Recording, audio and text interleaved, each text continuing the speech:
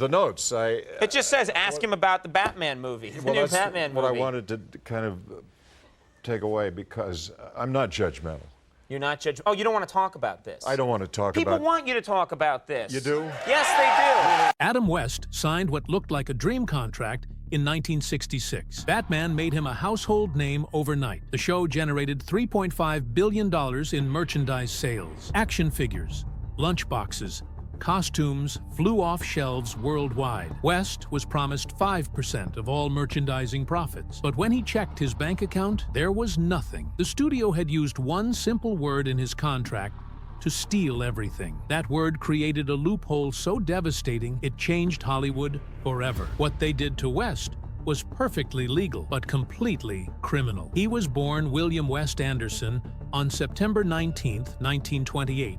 In Walla Walla, Washington. His father Otto worked long hours tending apple orchards, while his mother Audrey, a trained opera singer and pianist, never let go of her Hollywood dreams. She had once chased the spotlight herself, but gave it up to raise her sons. At home, she was dramatic, artistic, and unpredictable. Adam would later describe her as gifted, but tormented, caught in cycles of alcoholism and depression. Yet even through the chaos, she passed something to him, a hunger for performance, a need to be seen. His father, quiet and steady, gave him structure. But it was his mother's strange mix of ambition and sadness that left the deeper mark. One day in 1938, when he was just 10, he picked up a copy of Detective Comics #27. 27. On the cover, a shadowy man in a cape leapt across rooftops. It was Batman's debut. Something about the darkness, the logic, the secrecy of it all pulled him in. It was the first time he saw that heroes didn't have to be loud or invincible. They could be clever. They could be haunted.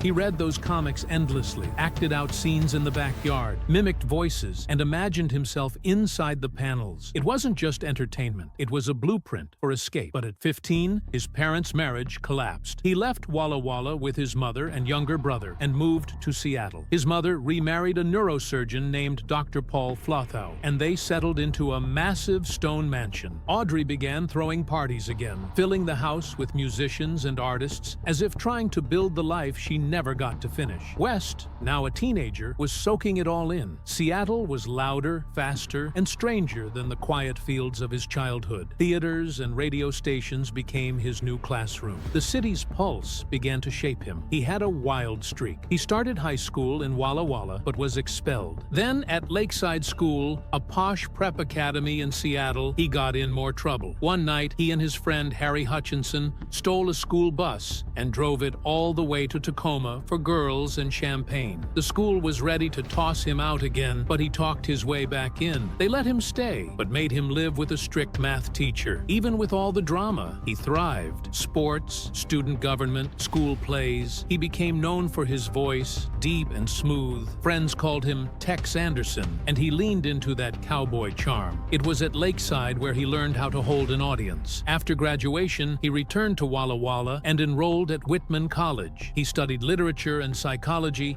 and joined Beta Theta Pi. He joined the speech team and found himself drawn to persuasion and performance. During his senior year in 1950, he married a fellow student named Billy Lou Yeager. She was only 17. To keep food on the table, he worked in canneries and ranches during summers. After college, he got a job as a radio announcer while saving up to attend Stanford. But instead of enrolling, he drifted. He pretended to study at UC Santa Barbara one summer, but spent most of it sunbathing. He was chasing something, but he didn't know what yet. In 1951, the Korean War came calling. He was drafted, but never saw the front lines. Instead, he used his voice. The Army placed him at the American Forces Network, where he became an on-air announcer. He spent 2 years broadcasting news, weather, and morale-boosting shows from bases in California and New Jersey. This wasn't just service. It was his training ground. He learned how to speak live, how to write scripts, how to hold attention. He didn't know it yet, but these long days at AFN were building the foundation of his career. When he got out in 1953, he went back home and took a job as a milkman. It was thankless work. Early mornings, long routes, aching arms, but he never stopped hustling. He'd deliver milk in the dark, then rush to radio stations for auditions. His voice got him small parts, a few local commercials. He kept going, convinced something would break. He told friends he'd do whatever it took, that even a man in a milk truck could dream of Hollywood. By 1954, he was ready for a bigger leap. He packed up and moved to Hawaii with Billy and their 2 kids. There, he landed a sidekick job on The Keeney Popo Show, a quirky children's program that featured a chimp named Peaches. West improvised sketches on air, ad-libbing jokes, and talking to kids through the screen. The production was small, but the laughs were real. By 1956, he became the host and earned $50 per episode. That money didn't stretch far, but the spotlight was starting to find him. His confidence grew, and the island audience loved his timing, his voice, and his unpredictable charm. In 1957, with a little traction under his belt, he changed his name. William West Anderson became Adam West. He needed something memorable, something with rhythm. The new name matched the image he wanted to project. Classic, rugged, slightly mysterious. That same year, his marriage began to crack. The back-and-forth trips from Hawaii to Los Angeles wore thin. He auditioned for pilots. He slept on couches. He wrote letters. He made calls. It was grueling. He told himself it was worth it. Every rejection felt like a test. His first Hollywood role came in 1959. It was small. He played a courtroom spectator in The Young Philadelphians, starring Paul Newman. 2 days of filming earned him $200, but he used that credit to book roles on Bonanza and other westerns. He found a niche playing slick gamblers and outlaws. Between 1959 and 1961, he played Doc Holliday in 3 different shows: Sugarfoot, Colt 45, and Lawman. These weren't headline roles, but people noticed. He had a way of delivering lines that made them stick. He was building something. In 1962, he finally landed his first lead in a movie, Geronimo, a western shot in the blistering heat of Utah. West played Captain Starbuck opposite Chuck Connors. He made $5,000 for the role. It was the most he'd ever earned. The shoot was grueling, with 6 weeks of sunburn and dust, but it proved he could carry a film. That same year, he played a charming villain on Perry Mason and a mysterious alien on The Outer Limits in 1964. He wasn't typecast anymore. He could do comedy, sci-fi, drama. He could disappear into roles. But Hollywood was fickle. In 1963, he landed a part in Soldier in the Rain, a comedy drama with Steve McQueen and Jackie Gleason. West played a quirky sergeant. He was proud of the work, but the movie flopped. It brought in just $1.5 million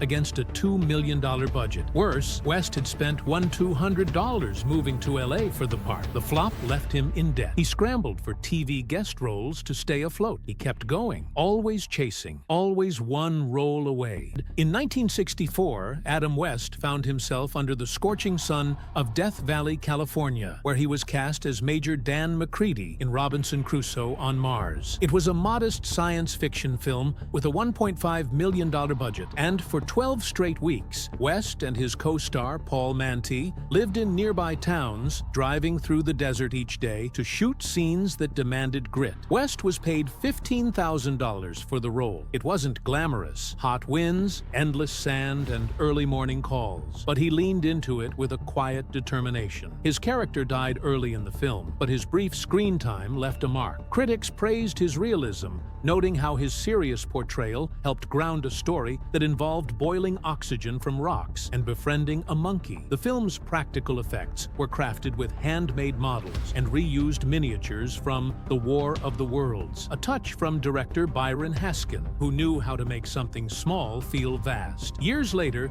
movies like The Martian would borrow some of the same survival concepts. Just 1 year later, in 1965, West returned to the screen in a wildly different tone. The Outlaws Is Coming paired him with the Three Stooges in their final film. The budget was only $500,000, but it pulled in $2 million at the box office. West played Kenneth Cabot, a clueless marshal caught in a swirl of slapstick chaos. He improvised much of his performance, getting pies in the face and racing horses across dusty sets. Behind the scenes, though, he noticed something strange. The Stooges, known for their madness, were surprisingly serious when the cameras weren't rolling. Moe once hosted a barbecue and joked about serving buffalo meat. It was that kind of set. West's energy blended perfectly with the meta, self-aware style of the film. Years later, fans would name this one of his most charming roles. That same year, 1965, West got a call that could have changed everything. He was invited to audition for James Bond after Sean Connery stepped away. West flew to London, read lines from Thunderball, and walked away with nothing. George Lazenby would eventually wear the tux. West later called the experience humbling. It didn't just bruise his ego, it rerouted his career. He stepped away from trying to be a classic action star and leaned into character work. The Bond loss didn't sting forever. In the 1970s, when he was briefly considered again for Diamonds Are Forever, he turned it down, saying Bond should be British. That moment revealed something important. West had learned who he was and who he wasn't. But even before the Bond dream faded, 1964 had given West another unexpected break. On The Detectives, he played a charming con man in the episode Act of God. His smooth baritone and calm confidence caught the attention of ABC producers searching for someone who could play a serious character in a ridiculous costume. That one performance opened a door. West's agent jumped on it, pitching him as the only actor who could walk the line between camp and sincerity. Soon after, West was on the short list for an upcoming show about a billionaire who dressed as a bat. In late 1965, the contract was signed. 7 years, $350 per episode. It wasn't a star's paycheck, but it was enough to lock West in with Greenway Productions. In October, he tried on the suit. It was heavy. The cowl alone weighed 40 pounds, straining his neck during long 12-hour shoot days under hot lights. But none of that mattered when Batman aired on January 12, 1966. The premiere episode, High Diddle Riddle, pulled 20 million viewers. West deadpanned his lines, including the now famous "Some days you just can't get rid of a bomb," and it worked. What the producers had doubted, his comedic timing, turned out to be his biggest strength. By mid-1966, Batman was the 5th most watched show in America. At first, West made $2,000 per episode, or $4,000 for each two-parter. By the end of the first season, he negotiated a raise to $2,150. It still meant shooting 2 episodes a week, wearing the suffocating suit under heat lamps, and getting little rest. His physical health began to suffer. The cowl limited his neck movement, making every action scene a battle against discomfort. Eventually, his pay matched that of Yvonne Craig, who played Batgirl. But Burt Ward, who played Robin, wasn't so lucky. He started at just $350 per episode and only reached $450 by the end, even though he was in nearly every scene. Worse, he made nothing from merchandising, even though Batman toys generated an estimated $3.5 billion by 1970. Ward once said, "Even the hairdresser got paid more than I did." The show's style was loud and bright, full of pow-w and bam effects that West encouraged to parody comic books. Emmy nominations followed for the bold set design. When a writer's strike hit in 1967, episodes were rushed, and West and Ward often had to improvise. Lines like "Holy Sardine, Batman"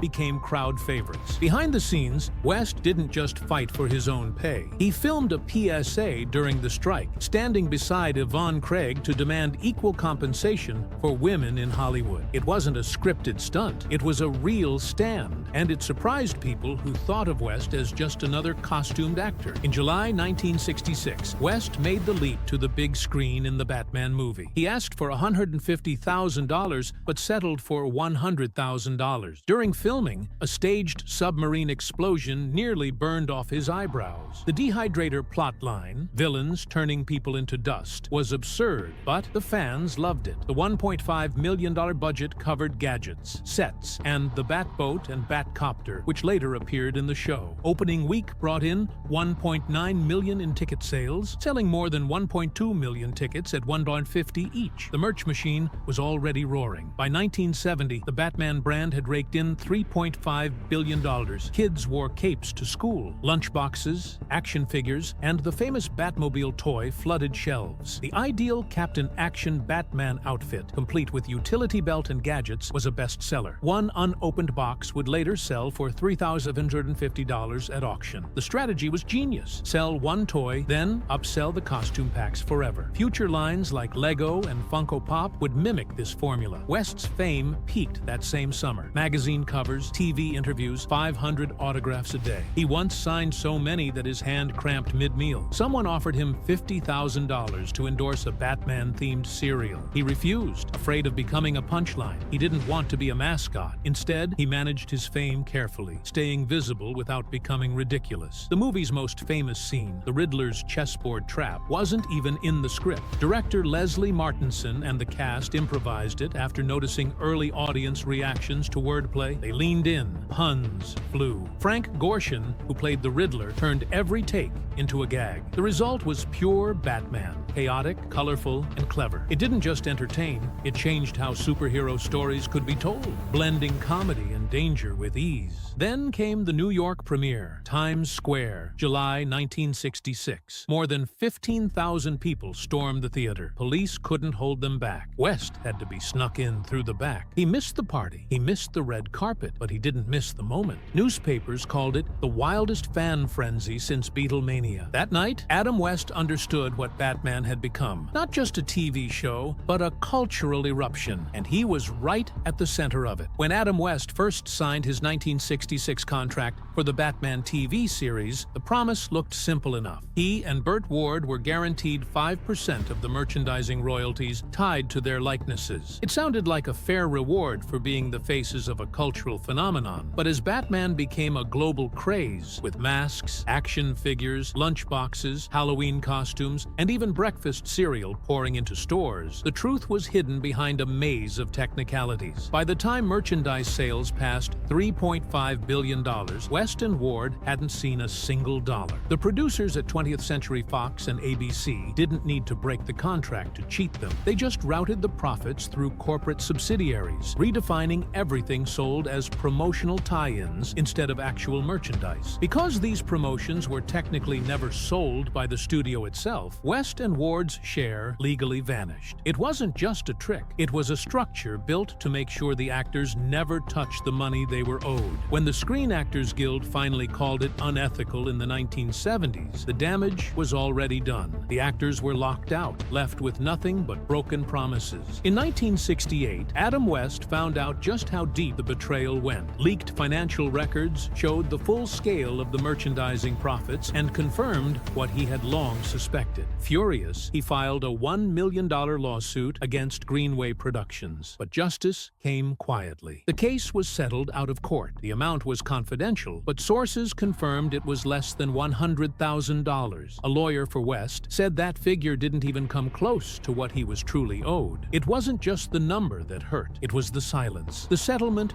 buried the truth under strict confidentiality. West was left carrying the weight, knowing he'd been tricked and told to move on. Then came the blow that reopened the wound. In 1989, during a televised reunion for The Late Show, Burt Ward made the reality public. He admitted on air that neither of them had received residuals or merchandise royalties after 1970. The reruns were everywhere. TV networks were raking in millions. But West and Ward? They each got a yearly check worth just $5,000. The audience laughed awkwardly, but West didn't smile. He sank into a quiet depression that lasted for years. He stopped attending Batman-related events. He distanced himself from the very character that had once made him a household name. It wasn't just about money, it was about dignity, about being discarded. The loophole that let it all happen wasn't rare. Studios across Hollywood had used the promotional tie-in excuse to dodge royalty payments to actors. By classifying toys, shirts, and games as marketing rather than retail, they bypassed entire sections of standard contracts. The practice wasn't just clever accounting, it was deliberate, strategic exploitation. And for actors like West and Ward, it meant years of unpaid labor while executives collected bonuses. When the Screen Actors Guild ruled against it, it was too late for many. The ruling became a cautionary tale, a bitter lesson for the next generation of stars. In 1969, a studio audit revealed something even more humiliating. Despite being the face of one of the most popular shows on television,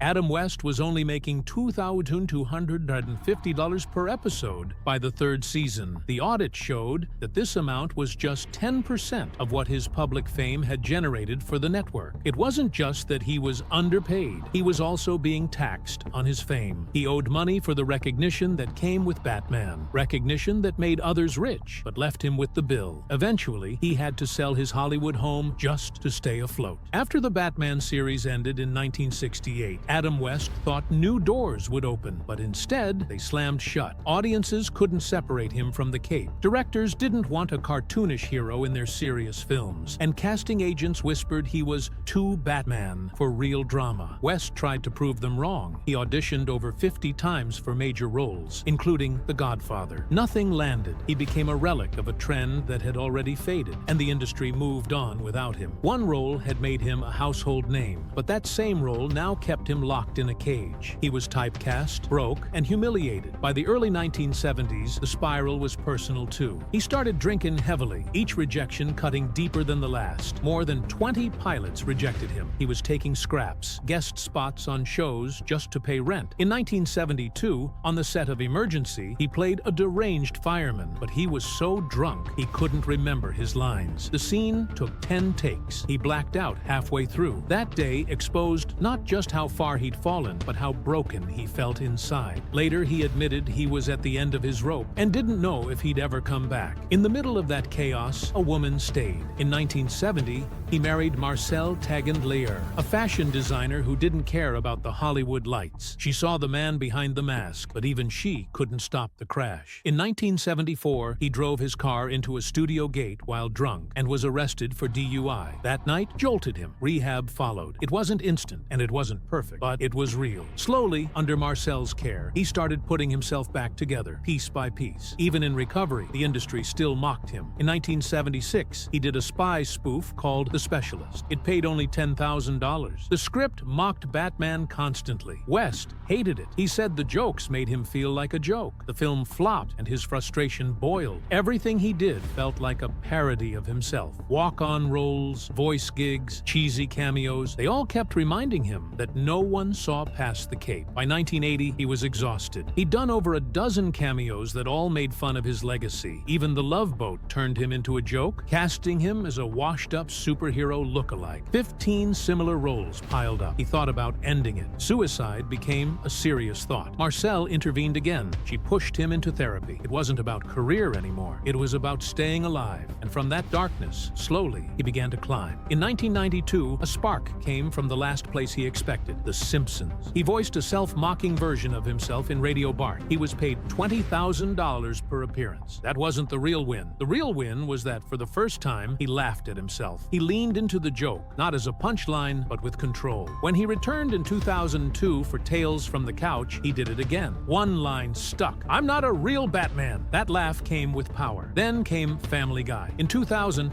he was cast as Mayor Adam West. At first, it was just a role, but soon it became the role. He stayed on for 17 seasons. The show let him improvise. His weird, absurd one-liners became fan favorites. Lines like, "I'm the mayor of this town," made people laugh, not just at him, but with him. By 2010, he was earning $50,000 per episode. Over 118 episodes, he didn't just revive his career, he reinvented himself. In 1997 and 2004, Johnny Bravo brought him in again, but this time, he negotiated creative control. He wasn't going to be just a joke. He voiced a spoof of Batman, but every line had intention. He walked the line between nostalgia and self-respect. He even voiced seductive villains to show he wasn't just Batman, he was more. From 2003 to 2008, he voiced Sprig Spivak on The Fairly Odd Parents. Kids loved him. Adults caught the subtle Batman references. In 2005, he was nominated for a Kids' Choice Award. That episode, Go Young, West Man, aired on May 9th and became a fan favorite. He played a younger version of himself and poked fun at childhood fears. It was heartfelt. It was smart. On April 5th, 2012, the world finally gave him his flowers. He received a star on the Hollywood Walk of Fame. Over 200 fans came. He joked about his caped Crusader days and smiled in the sunlight. The plaque read, Adam West, nothing else. That star boosted his convention income to $100,000 $100,000 per year. His total on-screen Batman appearances had reached 156. That number mattered. It proved he was the face of a generation. But all that time, something else was growing inside him. In early 2017, he was diagnosed with chronic lymphocytic leukemia. He told no one, not even friends like Gary Somers. Only 6 weeks before his death did he share the truth. He took mild chemotherapy but avoided aggressive treatment. He didn't want his final days to be filled with pain. His body was too weak to fight off infection. The official cause was cardiovascular collapse from septic shock. Even Burt Ward, who visited him weeks before, said West looked great and had been told he might live 3 to 5 more years. But on June 9, 2017, at UCLA Medical Center in Los Angeles, Adam West passed away. He was 88. His wife Marcelle and all 6 of his children were by his side. His last words, whispered in that hospital room, were a soft callback to the boy who'd once changed in a fire pole room under Wayne Manor. He said, "To the bat pole." After his death,